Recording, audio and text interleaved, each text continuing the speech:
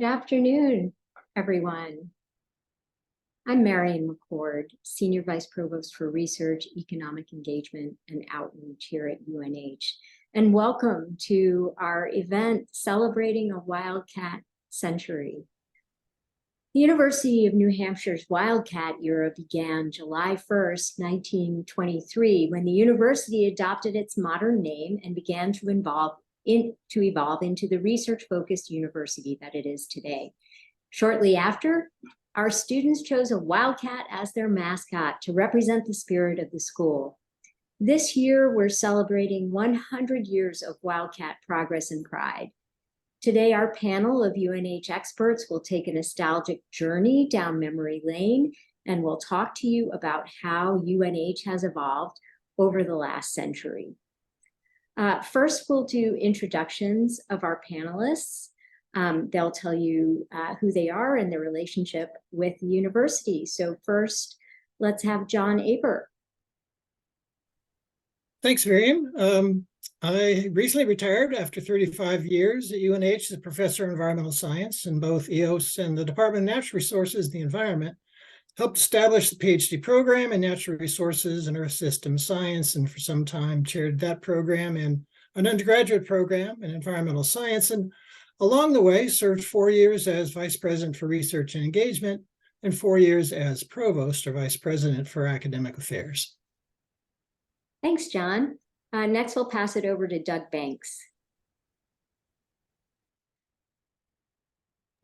Sorry, good morning. I'm Doug Banks, and I was privileged to serve as the university architect for UNH for 32 years, retiring in 2021.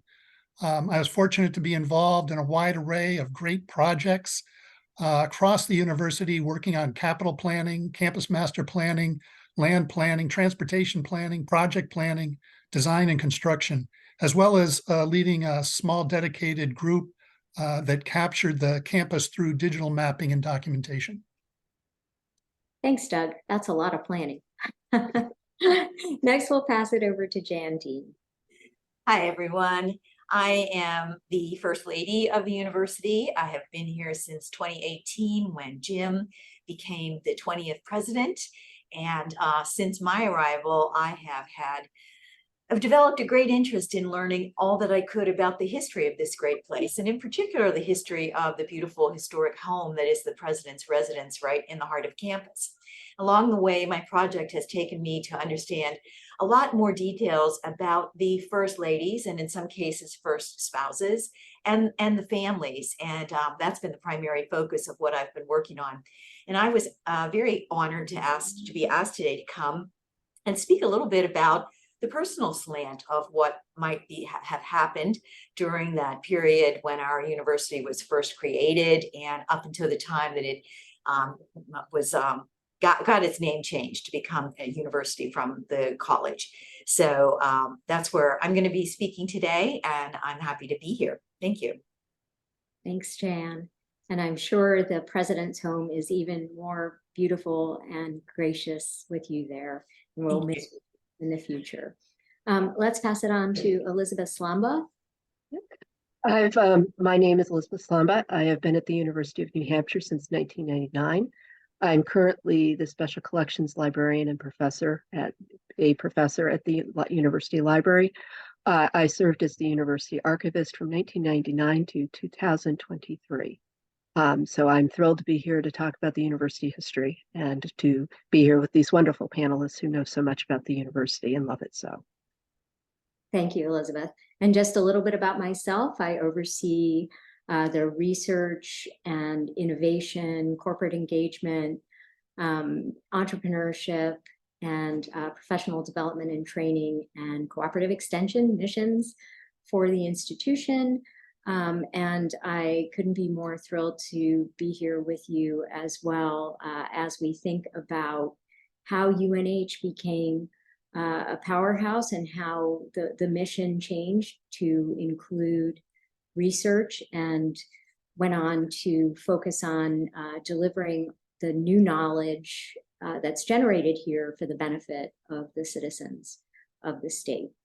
So just one note to all of our participants. There is a Q&A button at the bottom of your screen, and we encourage you to use that to ask questions throughout the webinar. Please note that the chat function will be disabled for you, so you will have to use the Q&A feature. At the end of the presentations, we'll have time to answer some of your questions, and anything that we can't get to, we'll try to get to after, and Jen Woodside will be willing to help us get those answers to you. So with that, let's get started. First, we have Elizabeth Slamba. So Elizabeth, as we were just talking about on campus, we've started to celebrate 100 years as Wildcats. As part of your work, what have been some of the interesting and unique things that you found out about UNH's transformation in 1923? What was UNH like at that time, and what was happening? Help us to envision what it was like as this change occurred. Well, we were small. We were also known as the New Hampshire College of Agriculture and Mechanical Arts, which, just rolls right off the tongue as well as UNH does. Campus was lined up along Main Street. That was the axis of the campus. We were not built up past the ravine in College Brook at that time. The hockey rink, as we know it, was essentially the parking lot that is behind New Hampshire Hall now. You could take a train to Concord. You could take trolley to Dover. We had students who lived in Dover and commuted down. When you were a student, you didn't pick a major. You graduated with a BS in agriculture or technology or liberal arts. We offered a 2-year certificate program for mostly based in agriculture, which eventually becomes the Thompson School. In 1922-23 school year, we had our first enrollment over 1,000 students. We had 1,082 students in total, which were comprised of 839 men, 243 women. In 1923, in the Arts and Sciences Division, we had 580 people enrolled. Engineering had 297, and agriculture 159. Cooperative extension was funded to the tune of $50,000 and had 28 staff members throughout the state of New Hampshire. In 1923-23, we had 87 faculty, 78 men, 9 women. Tuition was $75 for residents for the year, $150 for non-residents. We didn't collect demographic information, but it was always mostly New Hampshire students, followed up by a large component of students from Massachusetts. They approximated that you would spend $18 to $30 on books, and room and board would be $180 to $300, and you might spend anywhere from $4 to $30 on laundry. We had 5, but there were no lab fees. No lab fees for that. 5 dorms, 2 for women, 3 for men. You were charged a fee of $5 if you skipped class before or after a planned holiday or vacation. This is also known as the cut fee. So you had to pay this class. And the main sports on campus were baseball, football, track, relay, cross country, and basketball, which is very different from the way we do things now athletically on campus. So that's what we were. You would come here and all sorts of things. So I think that really sets the table for the other panelists to really talk about how we developed into the modern campus from here. For one thing, all those divisions I mentioned earlier, when we became a university, those divisions became colleges. So College of Liberal Arts, College of Technology, and College of Agriculture have been with us since our turn into the university. Wow, that is just fascinating. And some of those figures are hard to believe, how much it's changed and how much the cost of education has changed. It's just incredible. Well, next we'll move on. Thank you, Elizabeth, and we'll move on to Jan. So Jan, as you were saying, you've been compiling a history around the president's residence and the families that have occupied the home since its construction in 1905. So we're excited for you to share some of the stories that you've uncovered as they relate to that time in history. Sure, I'd be glad to. Well, in the very early days of our university, when Reverend President Merkland was the first president in the late 1800s and the early 1900s. Just picture, it was horse and buggies. And, you know, the telephone was in the very early stages of becoming a reality. And our university, you know, started out very, very small. I think that, you know, part of that had to do with the fact that it was a university, or it was a college that was geared towards agriculture and mechanical arts. And President Merkland and his wife Helen were very steadfast in their belief that this university should have a scope that encompassed women, and also a kind of education that would have been open to the industrial classes. It was, you know, a public university. There were many vocal critics of this president, and he spent about 10 years trying to convince people that, you know, that he wanted to see it as, you know, wider scope than what it was originally set out to be. And he really felt that women needed to have equal privileges to men, and so that they could pursue any lines of study that they chose. Back in that time, cattle still grazed on campus, and students studied things like soils and seeds and farming, machinery, domestic animals, things of that nature. He left in 1904, and our next president that came in was President Gibbs, who did have an agricultural background as compared to President Merkland was a classicist by training. He felt very strongly that agriculture had a very important place on campus, but that there was nothing in the law, or there were no conditions laid down by benefactors that would preclude the development of the college into becoming a university. The first proposal went before the state legislature in 1910. And many of the alumni, as well as the students at the time, felt that they wanted more prestige attached to their degree, and they wanted it to more accurately reflect the kind of courses that they were taking. And there was a misconception among students in the state and in the surrounding states that we weren't offering university courses because of the names of some of the courses that were being taught. And so the request was defeated, and largely because there was a very strong focus with the farming activists. The state Grange definitely wanted to shoot down the idea.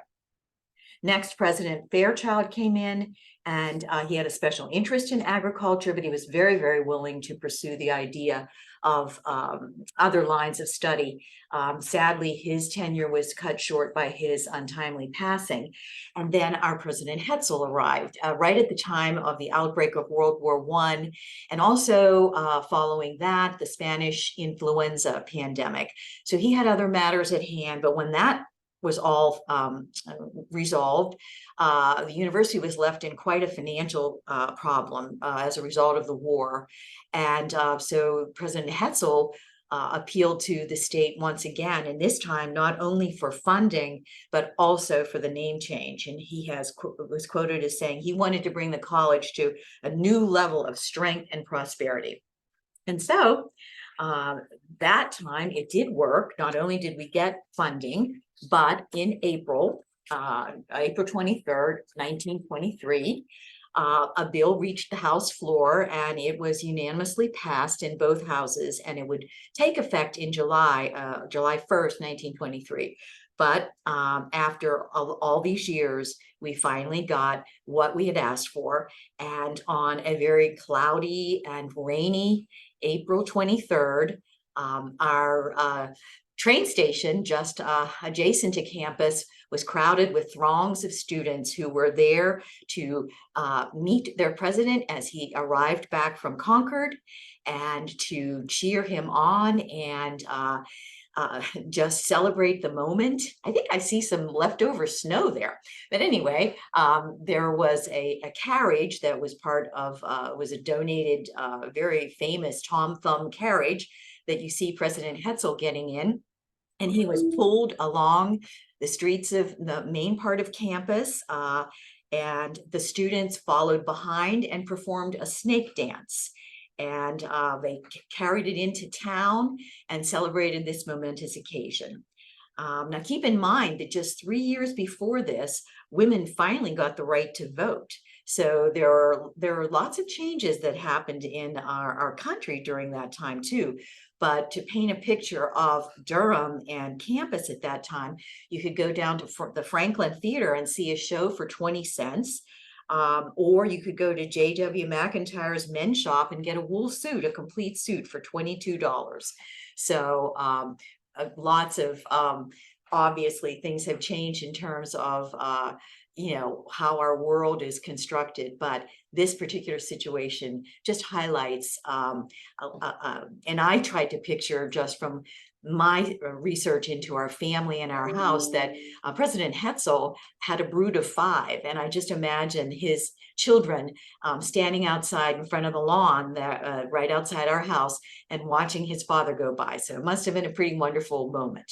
So with that, I will finish and turn it on to John, I believe. Yeah. All right. So good. Okay, thank you.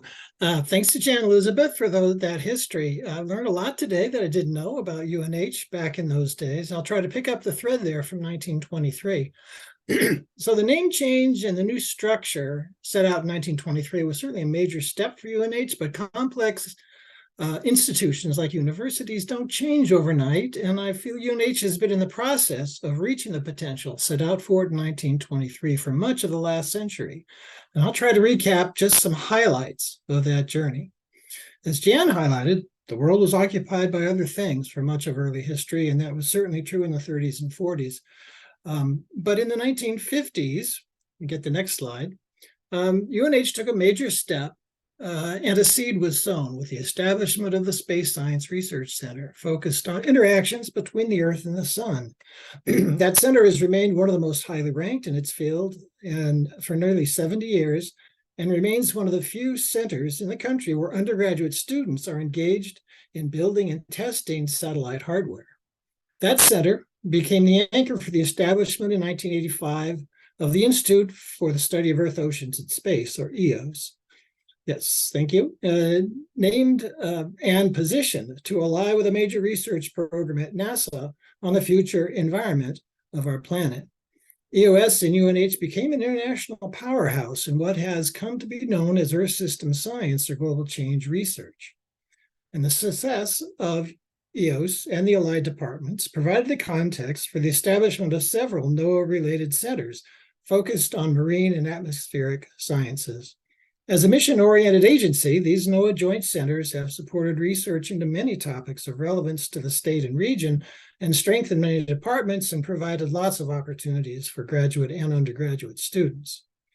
EOS was never allowed to appoint tenured faculty, so all new faculty hires were coordinated with departments, and that wasn't always an easy process, but in the long run led to a strengthening of the links across several departments, and so helped spread a research-oriented culture across campus.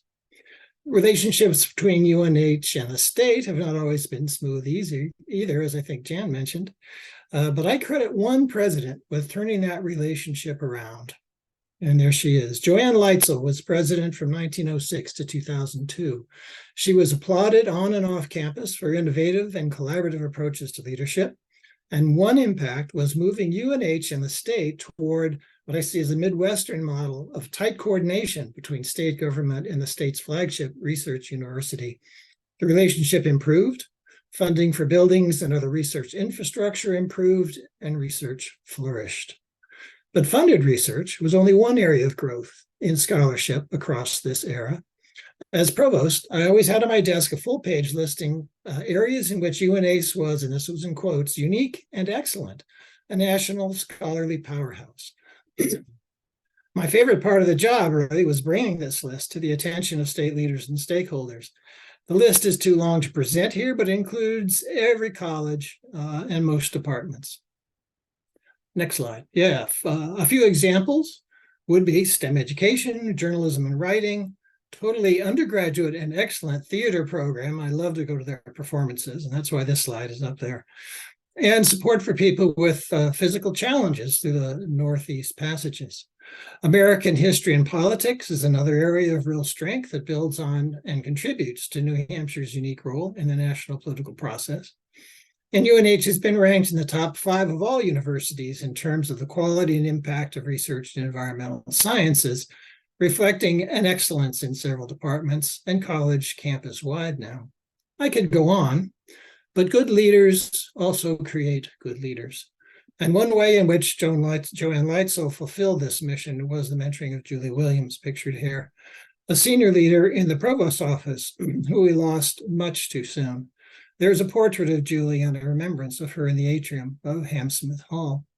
Julie was dedicated to enriching the scholarly life for faculty and staff of all types and in all fields. One way she accomplished this was through a series of academies that paired new and established faculty and staff in mentoring relationships. The impact on both the younger and older participants was immense, and this also served to further the research and scholarship goals of the university. Julie also played a key role in bringing the undergraduate research conference to its present state of vigor.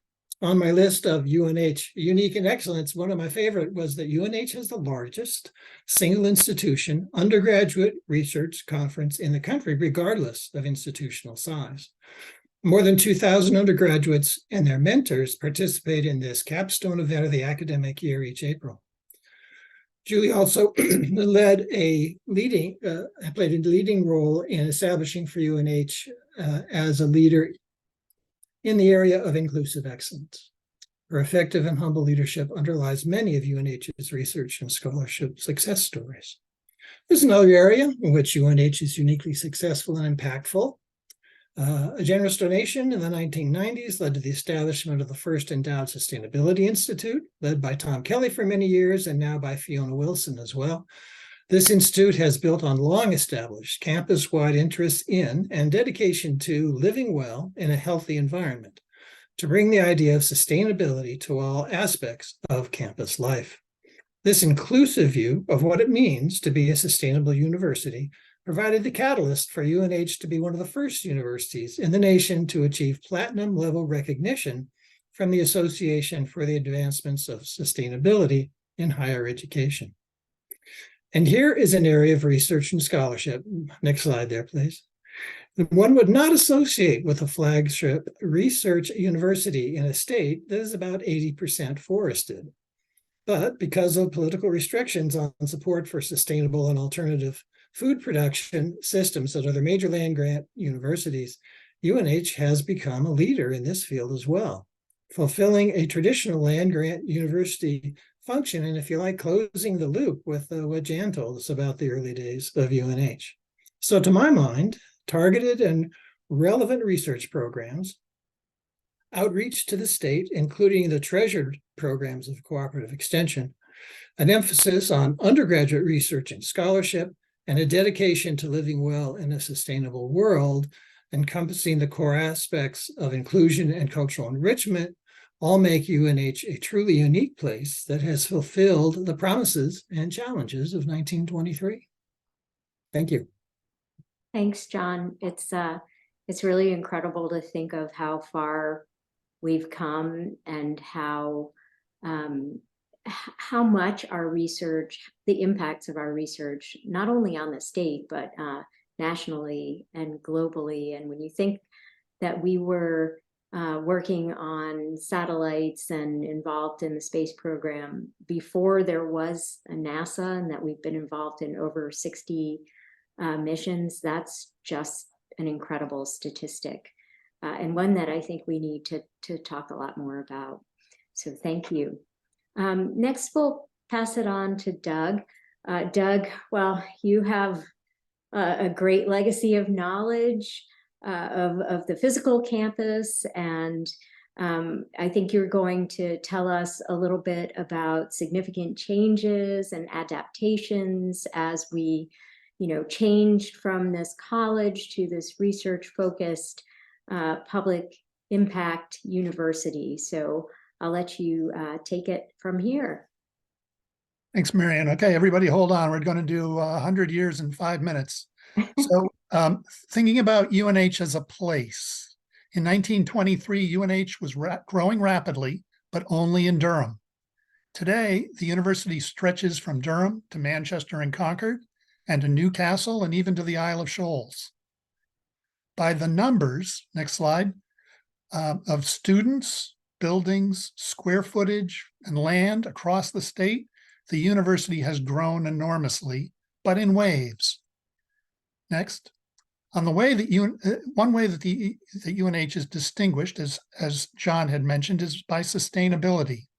And this takes many forms on campus in terms of operations today. One that's very, very similar to the thinking in 1923 are the building standards that emphasize longevity, durability, and ease of maintenance. But today we add renewable energy and many forms of energy efficiency. We have sustainable transportation that includes our own bus system that uses alternative fuels and carries over 1 million passengers each year, and a train station that's in the heart of our campus. And then there's food at our dining halls and even the dairy bar that have a wide variety of locally sourced options and the composting of all food waste going to our farmlands. And of course, the ecosystems of the land where we work to control invasive species, minimizing fertilizers and managing stormwater responsibly. That leads to a culture of stewardship. Next slide. With a high value placed on being a walking campus. Now, this means that you can get from the edges of campus to the middle in about 10 minutes, or you can move from one classroom building to another in about 10 minutes.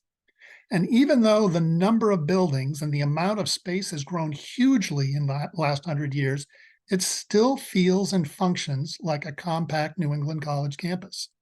And that look and feel of the campus are as important today as they were in 1923.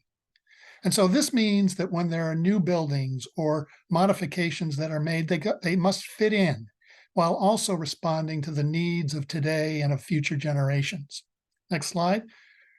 This campus map shows all the buildings of today, but you can see those from 1923 highlighted in red. Now, over just the past 30 years, the university has invested over $1 billion towards campus renewal and improvements, adding about 1.8 million square feet and renovating or replacing another 1.8 million square feet. Next slide. This work includes most of the core academic buildings that have been modernized and expanded over the past 30 years to respond to the always evolving needs of academic programs. For example, today, group study and group project work is a big part of the curriculum, and specialized technologies like sophisticated robotic mannequins for nursing programs are now standard across the campus. Next slide. We've built major new research facilities, starting with Morse Hall in the 1980s and continued with the Ocean Engineering Lab, the Gregg Hall for the Environmental Sciences, marine science facilities in Newcastle, and we've even spun off into large lease spaces for the Interoperability Lab and the Olson Center for Advanced Manufacturing, which both have amazing stories of how they interact with technology companies that are exploring new possibilities. Next slide. From a learning and living perspective, in 1923, the men lived downtown, either off campus or in Fairchild Hall, and the women lived on campus in Smith or Congreve.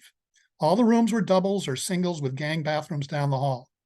Now, there are 38 residence halls that are all co-ed with a variety of living arrangements from apartments to suites to traditional dorms. UNH houses over 50% of our students, which is more than almost all of our peers. In 1923, there was one dining hall, Huddleston Hall. Now there are 3 large dining halls, and they've completely transformed the way that students can eat on campus, with wide ranges of food options at every meal, with the dining halls open continually from early in the morning until late in the evening. Next slide. For athletics and recreation, in 1923, there was only Memorial Field and New Hampshire Hall. Today, there are 5 artificial turf fields, an expanded stadium, the Whittemore Center Arena, the field house, a new outdoor pool, and an expanded Hamel Rec Center that all provide for 18 men's and women's NCAA Division I teams, 29 club sports teams, and lots of intramural and individual student recreational activities. And lastly, there's public art. Next slide. And these include the Wildcat sculpture that's in front of the Whittemore Center, which is the result of a 2005 national design competition that selected a young artist named Matthew Gray Palmer to do that sculpture.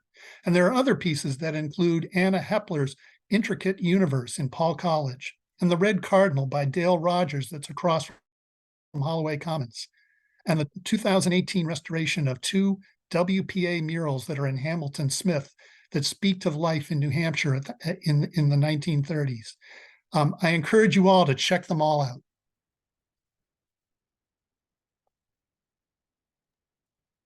Thank you, Doug, and thanks to all the panelists. Wow, we've come a long way in the past 100 years, and it was just really wonderful to take this trip down memory lane with all of you. I really had the sense of what the campus was like, and got to see it evolving in front of our eyes, thanks to the visuals that you all provided and the testimonials that you gave. So that was wonderful. So now we'll move into some Q&A, and just a reminder for everyone to please put your questions into the Q&A function down at the bottom of your screen.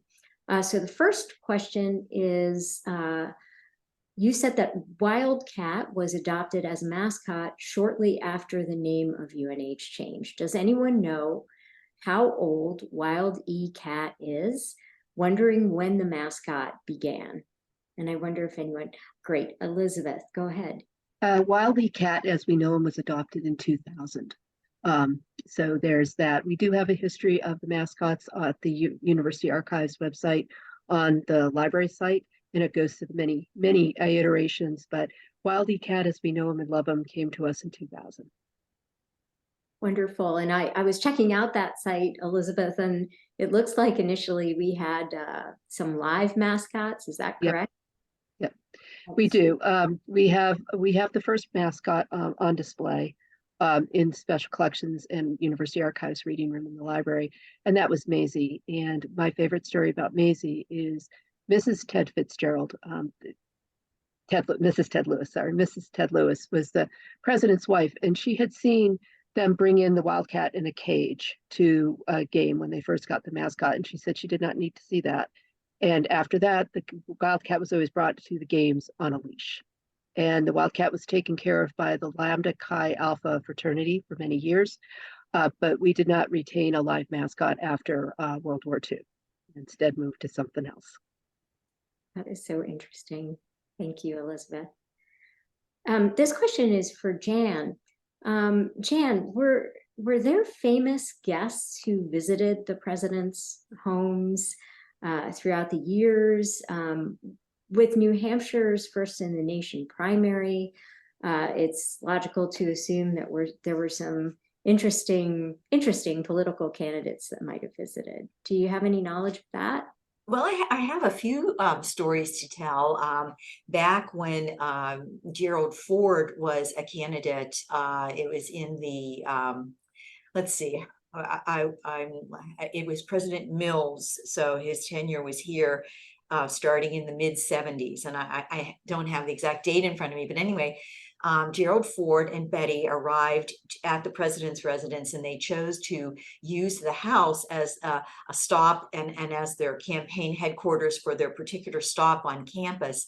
And so the house was awash with Secret Service and heavily police force from our campus and surrounding areas. The food that President and Mrs. Ford ate was prepared by the Naval Shipyard because, presidents just don't eat off the, dining hall menu, so to speak, for security purposes. And there were floodlights, beacons that were in the sky that night. He gave a talk on campus. He rested here, but he did not sleep here. But the Mills family got to, visit with them in the house. My understanding is that they did leave the residence and stay somewhere else that night so that it could be completely secured. Other famous presidents that people would know would be John F. Kennedy and Nixon. They both came to campus. Al Gore, and of course, Hillary and Bill Clinton. And in later years, most recent years, Presidents Clinton and Bush came and spoke at commencement back in 2006, I believe. And while they didn't spend too much time here, they were greeted, and they did spend some time visiting with then acting interim President Bonnie Newman. So little slice of American history that puts our house in, gives it a little bit of a famous slant there. So Thanks, Jan. Oh. The next question is for Doug. Doug, it was interesting to see on the graph how in the 70s, the buildings didn't seem to keep up with the numbers of students. What was happening then? So I don't know the particular details, but I can guarantee you that it had to do with money. And that most likely there was a lot of federal funding that was provided to public universities up through the 60s that really was curtailed at that moment in time. And so I suspect that that was part of what was happening until the university was able to establish, new strategies for funding to be able to pick up where they left off. Thanks, Doug. Elizabeth, do you have something more on that? Yeah, I just did want to mention the funding that we did get from the Works Progress Administration during the 1930s that did support the campus and also contributed to building the building program. Building program did, and just correct me if it got a little off, building program, we did keep trying to keep it up through the Depression, but I think it pretty much started winding down about the mid-30s with the initial expansion under the first campus architect, which was Eric Hiddleston. So that's why we have a whole bunch of buildings that come with a very similar look and appearance. So Eric's also the one responsible for taking the turrets off of New Hampshire Hall. So we can blame him for that. Thank you. Okay, thanks everyone. Next question was from a 1994 history major. Has there ever been consideration of listing a part of the campus in the National Register of Historic Places? The map of 1923 buildings that was shown seemed to indicate a historic core, but changes may have eroded that to make it ineligible now. Doug, do you have any knowledge, or Elizabeth, or any of the other panelists? Well, I can say a couple of things, and Jan and Elizabeth can probably add to it. So Thompson Hall is on the National Register of Historic Places. It is the only building on campus that is. I think it is fair to say that, much, if not all of the campus would be eligible as a district. And there was actually some documentation that was put together about 5 years ago that was submitted to the state of New Hampshire that indicated eligibility, but it hasn't gone beyond that point as far as I know. Anybody want to add to that? I just wanted to say that I know I had some interest in trying to find out the feasibility of having the house put on the historic registry because of the fact that it is, as Doug mentioned, a similar period of time when it was being built, and it's been preserved. And Doug, I am grateful for, his guidance in some of the meticulous ways in which it has been preserved so that everything that has been replaced does look like it's still part of the original. And there are many original features that are in the house, but I did meet with people, at the state level on that. And one of the issues is the amount of money that it would take to have it done at a national level.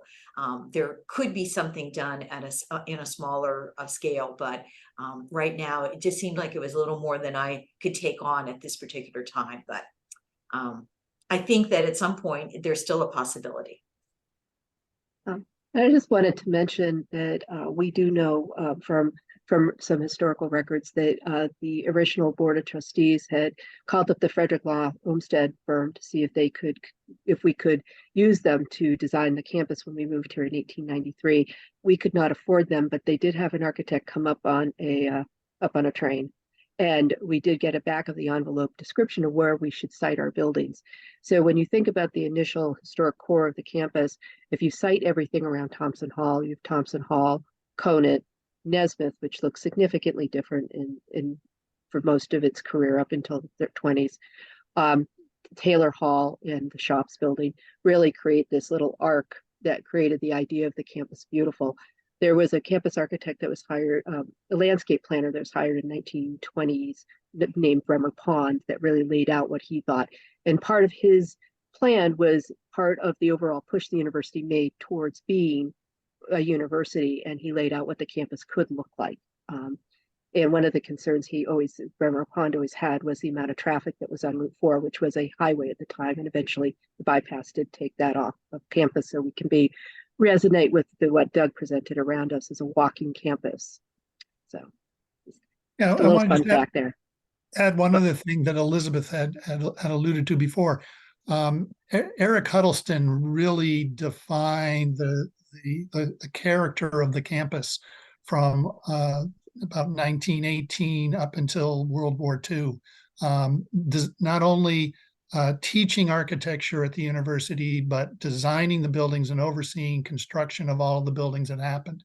And so the architectural character of the campus, what we all kind of think of when we think of that traditional look and feel along Main Street, was really created by Eric Huddleston. Thanks to all the panelists for those insights. Next question is about the impact on the state of New Hampshire of UNH. Over the last 100 years, since we have been a full-fledged public research institution, what is the significance of that for the state? So I'll ask John if he wants to take a crack at that, and then I have some comments that I can make as well. Great, thanks. I think the impact has been significant, both because of the kind of research that has been done and the amount of research that's been done, and also the fact that it's a welcoming research environment. One of the really interesting and major things about UNH is that the walls are pretty thin here between departments, although we talk about silos and all, but I came here from the University of Wisconsin, where silos are more than a metaphorical analysis of how big departments are and how they don't relate to each other. And here, those walls are thin, and the interdisciplinary research programs that have been developed help that happen. The fact that there have been so many federal programs that are mission-based through NOAA, for example, has helped with fisheries, helped with environmental and atmospheric concerns and interests. Just the impact, the financial impact of $100 million a year in research coming into the state is on a par almost with what we get from out-of-state tuition. So there's just that straight financial impact as well. And I guess there's intangibles or things that really build to the culture of the state. And that's really scholarship as well as funded research. So the arts programs, the dance programs add so much to the cultural richness of the region and the state, sports programs, everything else. It's really been wonderful over the 35 plus years I've been here to see the state and the university come much more closely allied in terms of support for all kinds of programs, academic programs, arts programs, and sports programs. So the impact, I did this when I was in the office there, of what's the financial impact on the state, and it's significant, hundreds of millions of dollars. There has been a lot of growth in intellectual property and new firms that have been established as a result of discoveries that have been made on campus. ZMed is a great example. The interoperability lab, which was mentioned once, for a while, UNH was the place to test whether or not new computer hardware and communication hardware were compatible. and run by Bill Enharth with the highest standards of integrity and confidentiality. It was a national thing that happened out there at the edge of Route 4. So there are a number of things like that that I think have made this financially viable, architecturally rich, culturally rich as well. Is that a good enough answer? It's a wonderful answer. I'll pile on because it's an area that I happen to be quite fond of. Again, as a public institution, a land grant, space grant, sea grant, our mission is social impact and economic impact. And you can directly track the increase in federally sponsored research with the number of high-tech jobs in the state. So I like to think those things are really highly correlated. The USNH system puts $1.5 billion a year into the state's economy. But specifically being a research institution, as John said, we are really working with everyone from farmers to manufacturing partners across the state, transferring the latest technology through things like the Olson Center to high-tech manufacturing. We're working with communities across the state through cooperative extension to implement community planning, help communities become more resilient, adapt to some of the climate challenges that we've had, and solving problems on the ground for instance, oyster growers in the Great Bay to help them become more productive. The work that we do at UNH is not in every case intimately connected with an outcome in New Hampshire, but there are just some really basic new discoveries that might be the next transistor or end up with the next cell phone. And building on what John said, the Interoperability Lab is still the world's only independent source for testing that can help you know that when you walk into a store with your new cell phone that it will connect to the internet, their 1990s version of a modem or a router. So it's really an incredible place. I'm really proud to say that our research expenditures this year exceeded $200 million. So we have doubled in the past decade, which is really exciting. So go ahead, Jan. Jan, you're muted. Sorry. I wanted to just add, we can't forget our response to the COVID pandemic and what we did as a university to, develop a laboratory that, became a benchmark for way more prestigious or well-known universities who came to us to say, how are you doing this? How are you making this happen? And, we opened our support to the state, and arguably lives were saved because of the kinds of work that we did within New Hampshire. So particularly proud of that. Thanks, Jan. Another topic near and dear to my heart, and you're absolutely right. Without that research expertise and the previous investment in research capacity, we would not have been able to do that. So it does make a really big difference. Okay, next question, Doug, this is probably for you. What has been the biggest physical change to the campus over the last 100 years? And do you consider something the largest or most challenging? Boy, it's hard to put my finger on one particular thing. With all of the enormous growth in terms of students and programs and activities and everything, every aspect of the university has grown significantly. Student housing takes up about a third of the space on campus. So if you were to just talk about one thing that is significant in that sense, I suppose it would be the amount of housing that we've had to create to be able to accommodate, our growing student body. But, as we've talked about, across research and all of the academic programs, sports and athletics, everything has had significance that way. I guess I'd be interested if other people have thoughts on this. Go ahead, Elizabeth. I actually think one of the biggest transformations, besides us moving to Durham and the building of the sewer systems here to get us water, I think the biggest change to us and probably really launched us towards where we are now is the building of Kingsbury, and using that property that's beyond the ravine that really developed that side of campus. And when you talk to people and see things from the New Hampshire, from 1947 and stuff around the building of Kingsbury and putting up that building, you could tell how important this was to campus. And I think it really changes how our campus expands outward and everything like that.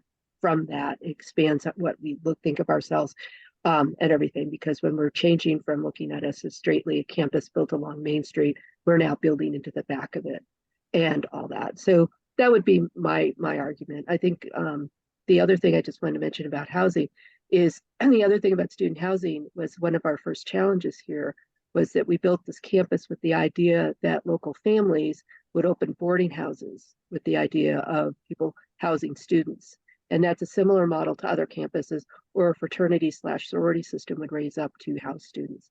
And that's not how we ended up developing. So when Doug brings up the idea of how much we had compared to where we were in 23 to where we are now with the amount of student housing, that is in response to how we've had to adapt and change to what our community and our students need from us as a physical plant. That's really insightful, Elizabeth. And it's interesting how things come full circle, because there's always there's a severe shortage of housing in the Durham area. And one way that we think that we can help is by creating sort of a matchmaking service that helps people to who have space for student housing to connect with students. So again, sort of historically coming full circle. Elizabeth, somebody asked about the history of university photographers. I'll be glad to jump into that, but I think John wanted to say something. Oh, sorry, John. That's fine. Go ahead, Elizabeth. There was something on the side. I'll ask later. Okay. Please go ahead. So the campus photographers, the first campus photographer was a gentleman named Clement Moran, who was a physics professor who really got into photography. It seems to be common on campuses in the late 1910s and 1920s. There's just always some person who really loved photography and took pictures. And he did majority of the photographs on campus from the 1920s to the late 30s, early 40s, when he really had to slow down and stop. And we did have some modern media, more modern media services that were developed in the 40s. But for some reason, they did not retain historical photographs. They would give out photographs if you asked them. So really, the people on campus that we really appreciate the amount of work they did to preserve university history are people like John Adams, Richard Merritt, and Ron Bergeron, followed up by Gary Sampson, who really made an effort to collect and preserve photographs on campus, as well as develop a more modern approach to taking campus photography hand in hand with marketing and everything like that. So we often talk about how Clement Moran does things as a very documentary point of view, which is point, click, and see what you see. So the background behind me is a picture of New Hampshire Hall from of Ham Smith from 1925. And that was a picture Clement Moran took.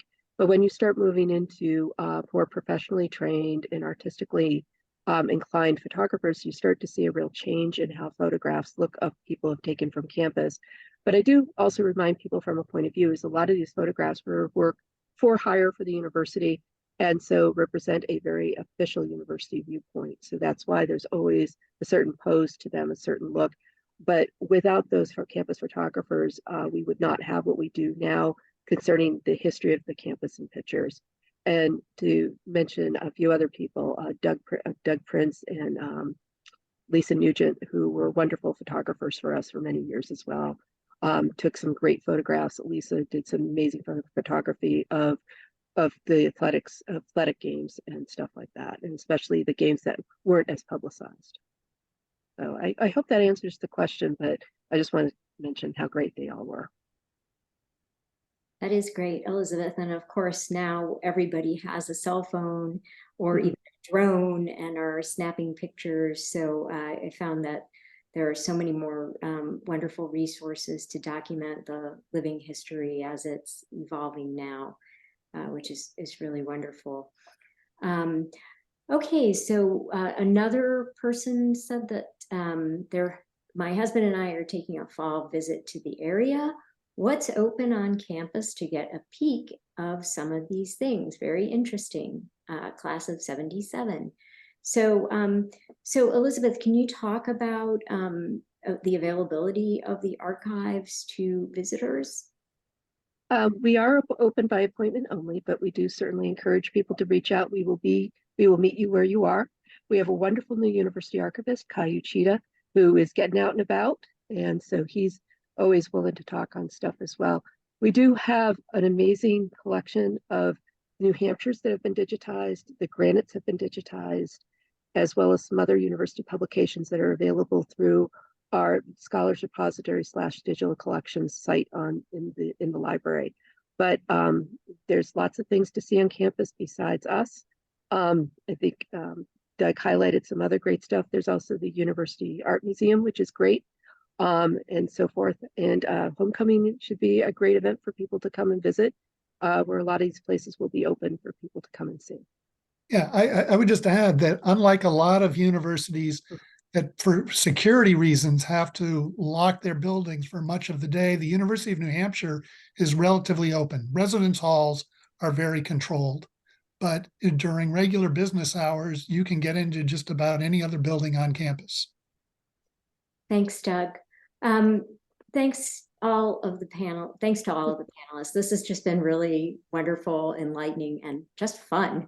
A great day, a great break from the other work that we were doing today. I learned so much, and I'm sure everyone else did as well. So I just wanted to remind everybody that our participants or viewers can continue to participate in our celebration of our 100th year of being the University of New Hampshire. There is information online at unh.edu.